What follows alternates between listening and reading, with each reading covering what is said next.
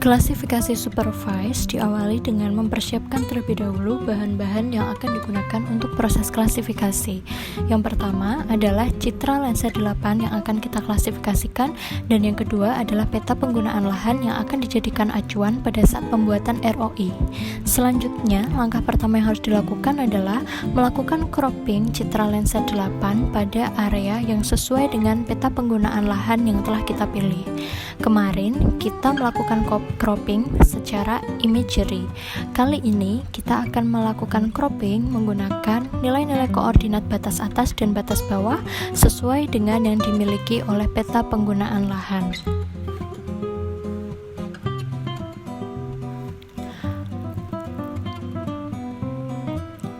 Agar kita mengetahui koordinat batas atas dan batas bawah dari peta penggunaan lahan yang kita miliki, maka yang harus kita lakukan adalah mengaktifkan terlebih dahulu geographic link agar kita mengetahui di mana lokasi peta penggunaan lahan tersebut pada citra. Kemudian kita berangkat ke peta penggunaan lahan dan kemudian kita mengambil informasi mengenai batas atas dari peta penggunaan lahan kita menggunakan klik kanan pixel locator, dan kemudian kita akan catat koordinatnya X untuk easting dan Y untuk northing.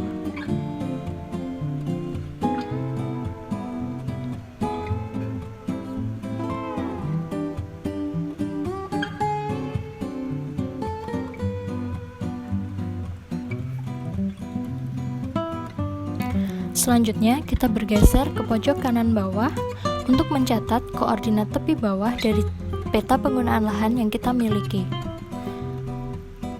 Kita klik pada pojoknya, kemudian klik kanan, pixel locator. Kita akan catat koordinat easting dan northing-nya.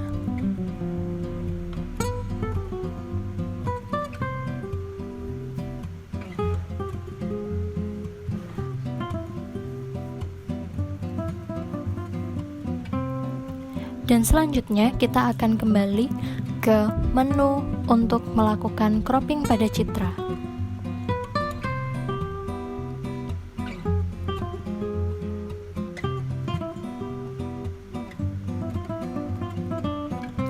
Sekarang kita menggunakan menu map dan kemudian kita masukkan batas atas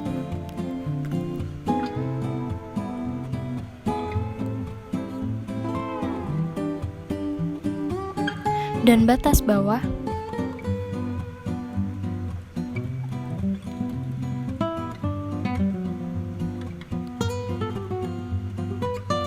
dan setelah memastikan seluruh project, datum, dan juga unitnya sama, kita klik OK.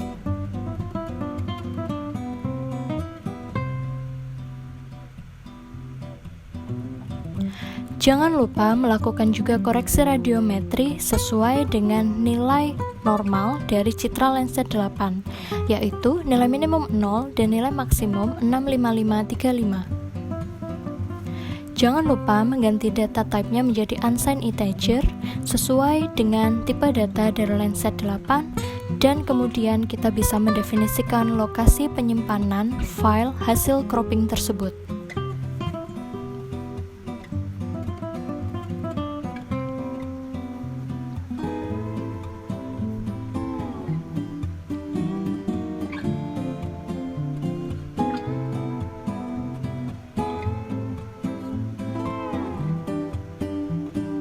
Hasil cropping akan langsung muncul di available band list dan kita bisa melihat sampel hasilnya.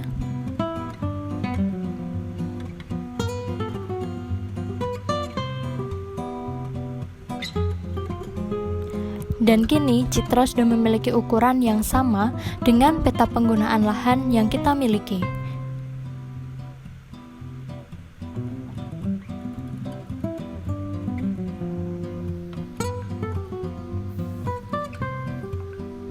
Setelah melakukan cropping dan melakukan koreksi radiometri, proses selanjutnya adalah melakukan pembuatan ROI.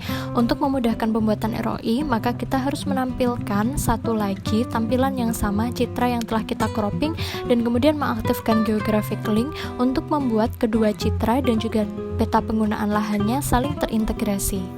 Nah, pada citra yang satu lagi kita buka, kita bisa melakukan proses enhance agar setiap objek bisa terlihat dengan detail sehingga dapat membantu kita dalam pembuatan ROI tersebut. Tujuannya, citra ini hanya untuk membantu penglihatan kita secara visual karena mungkin hasil cropping yang awal tidak menampakkan kenampakan visual yang jelas sehingga nantinya akan mempersulit pembuatan ROI yang akan kita lakukan. Namun, dengan bantuan citra yang tampilannya lebih jelas, diharapkan kebingungan tersebut dapat diminimalisasi. Proses pembuatan ROI bisa dimulai dengan memilih menu ROI Tools.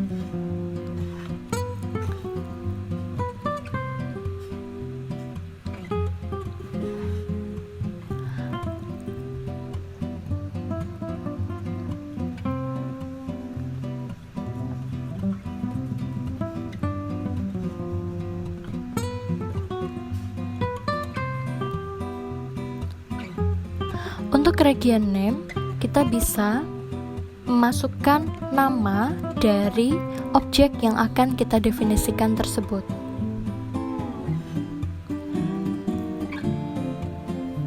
Dan proses ROI bisa dimulai dengan membuat poligon ataupun line ataupun menandai dengan titik objek yang akan kita jadikan ROI.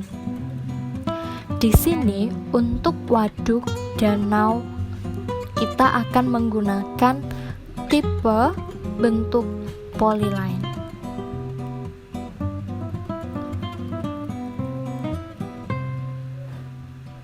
Apabila pada satu objek terdapat perbedaan warna, maka kita harus menandai ROI pada bagian-bagian yang berbeda warna tersebut. Selanjutnya, untuk menambahkan ROI yang lain, kita bisa memilih menu New Region.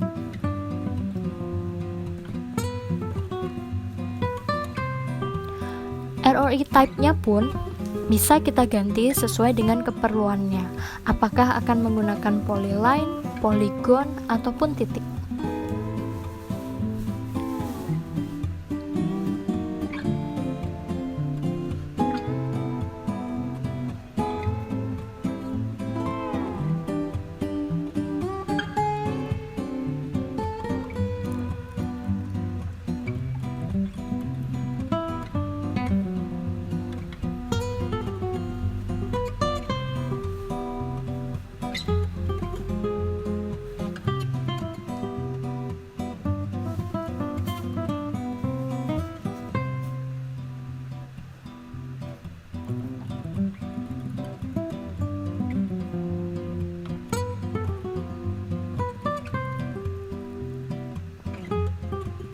Untuk area-area persawahan, kita bisa menggunakan tipe data polygon. Sekali lagi, jika objeknya sama-sama sawah, namun pada citra memiliki perbedaan warna, maka kita harus menandai objek yang berbeda warna tersebut pada kelas sawah sama seperti yang lainnya.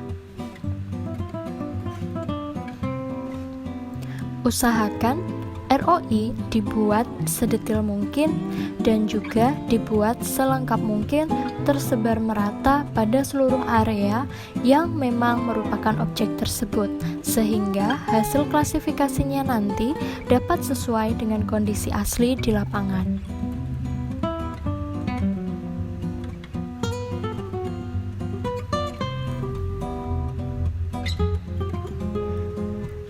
Jika kita masih ragu pada kenampakan citra, apakah objek tersebut merupakan sawah atau bukan, kita bisa melihat kembali dari peta penggunaan lahannya berdasarkan hasil integrasi objeknya.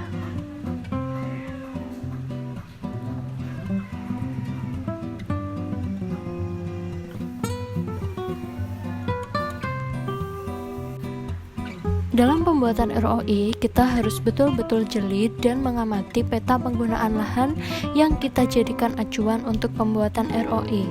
Jangan sampai ada objek yang merupakan sawah namun memiliki perbedaan warna terlewat begitu saja, sehingga nantinya pada saat proses klasifikasi, objek tersebut tidak didefinisikan ke dalam kelas sawah sesuai dengan yang lain.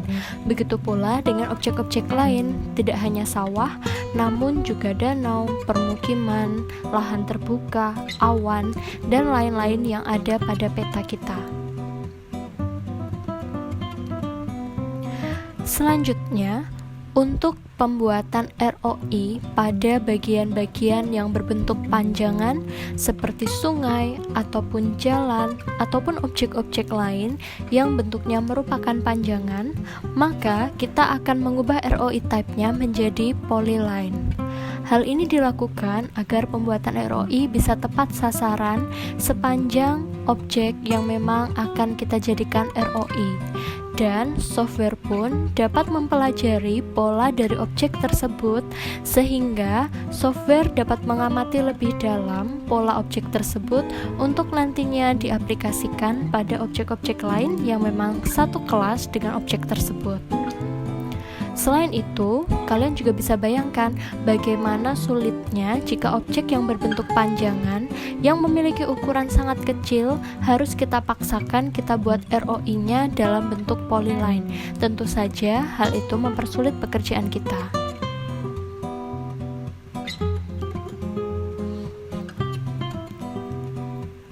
Jangan lupa, jika ada sungai namun beda warna, kita harus tetap mendefinisikan objek yang berbeda warna tersebut sebagai sungai dan kita masukkan ke ROI sungai agar software nantinya tidak akan salah dalam mengkelaskan objek yang berbeda warna tersebut.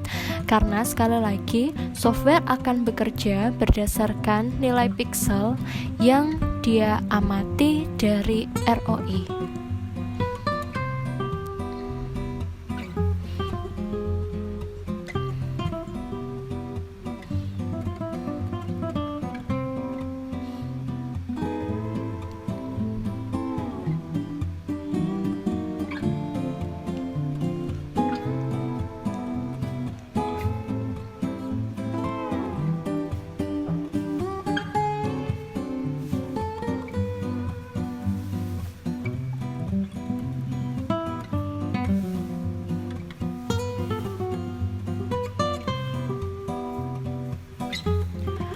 Selanjutnya, lakukan pembuatan ROI untuk objek-objek yang lain sesuai dengan objek yang ada pada peta penggunaan lahan yang sudah kalian miliki dan kalian gunakan sebagai acuan. Setelah seluruh objek kita definisikan ROI-nya, selanjutnya kita akan menyimpan ROI yang sudah kita buat tersebut melalui menu Save ROIs. Jangan lupa definisikan nama file dan lokasi penyimpanannya.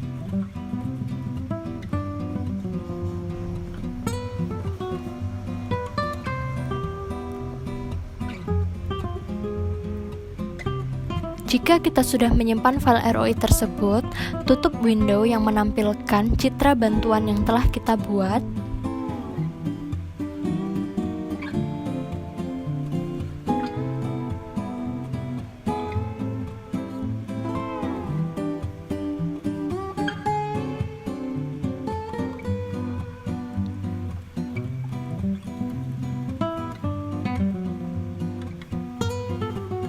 Dan selanjutnya kita melakukan perhitungan statistik dari ROI yang kita buat dengan klik Stats pada menu ROI Tools. Pada perhitungan statistik kali ini, kita akan melihat band-band mana sajakah yang paling berpengaruh untuk setiap objek yang telah kita definisikan ROI-nya. Di sini, kita akan melihat minimal 3 band yang memiliki standar deviasi paling besar untuk kita catat, kemudian kita amati manakah yang paling berpengaruh. Yang pertama, kita lihat dari objek yang pertama, yaitu danau. 3 band dengan standar deviasi terbesar adalah 1, 9, dan 5.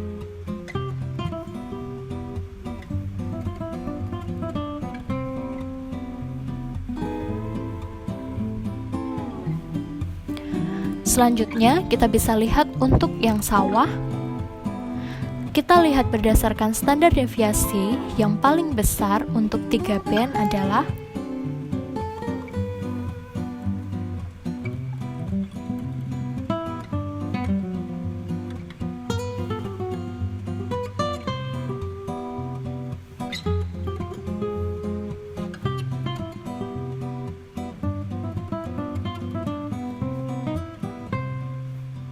satu, 9, dan 5. Di sini band 10, meskipun nilai standar deviasinya besar, kita harus ingat bahwa resolusi spasialnya 100 meter sehingga tidak bisa kita gunakan bersama-sama dengan band yang lainnya. Dalam lensa 8 ada 3 band yang tidak bisa kita gunakan bersama-sama, yaitu band 8, band 10, dan band 11.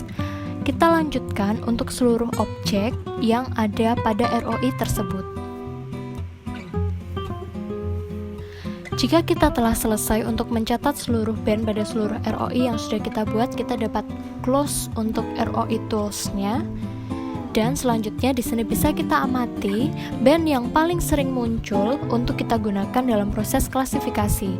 Dari data di atas, band yang paling sering muncul adalah band 1, 5, dan 9. Di sini kalian bisa memilih 3 band tersebut atau bisa kalian lebihkan, namun tetap minimal harus 3 band. Selanjutnya, untuk klasifikasi supervise dapat menggunakan menu classification, kemudian supervise.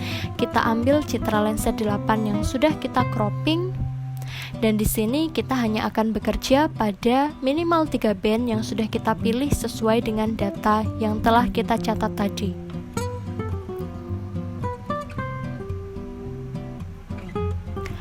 Selanjutnya,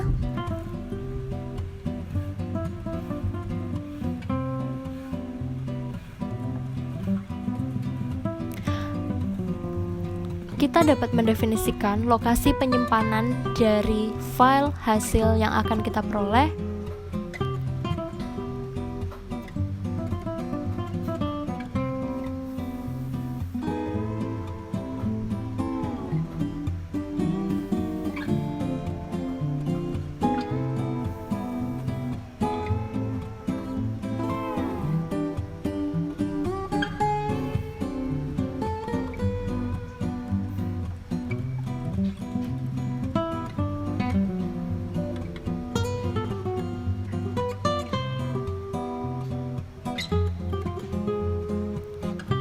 Jangan lupa untuk melakukan klik pada seluruh ROI yang sudah kita buat,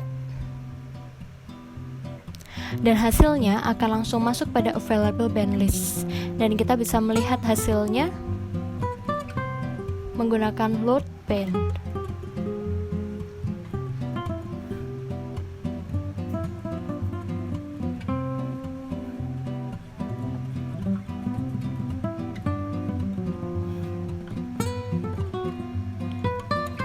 Lakukan proses klasifikasi yang lain untuk minimum distance, Mahalanobis distance, dan juga maximum likelihood. Jangan lupa terapkan juga pemilihan minimal 3 band yang paling berpengaruh sesuai dengan yang sudah kita catat. Definisikan nama file dan lokasi penyimpanan.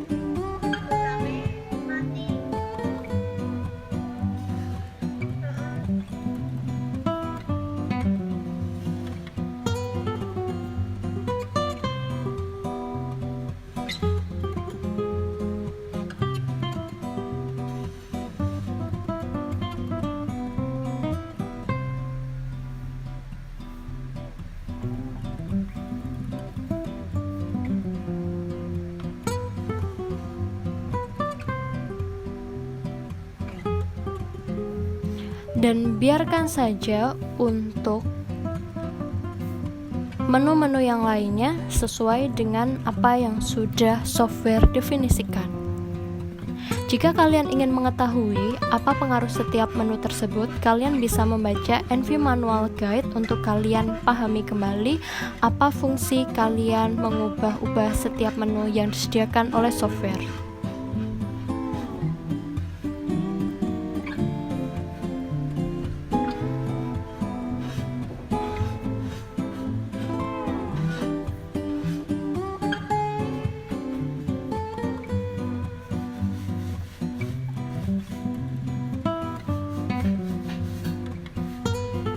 Untuk klasifikasi yang ketiga, Mahalan Novice Distance juga menggunakan minimal 3 band yang sudah kita tentukan dengan konsep kerja yang hampir sama seperti parallel epipet dan juga seperti minimum distance.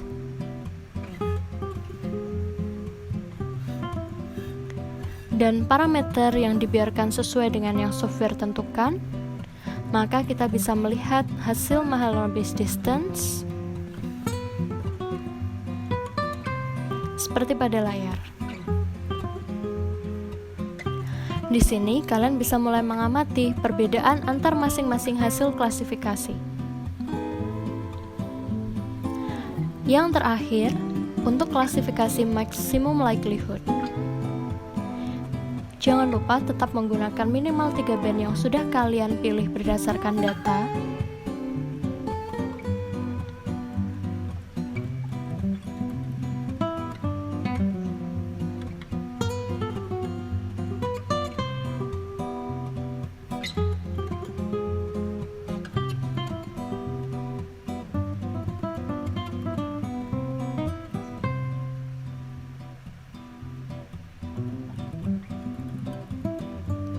Dan kalian dapat melihat hasilnya seperti yang ada pada layar. Selanjutnya, silahkan kalian bandingkan keempat hasil klasifikasi supervised yang sudah kalian lakukan. Kira-kira manakah metode yang paling menghasilkan penggunaan lahan yang mirip dengan aslinya?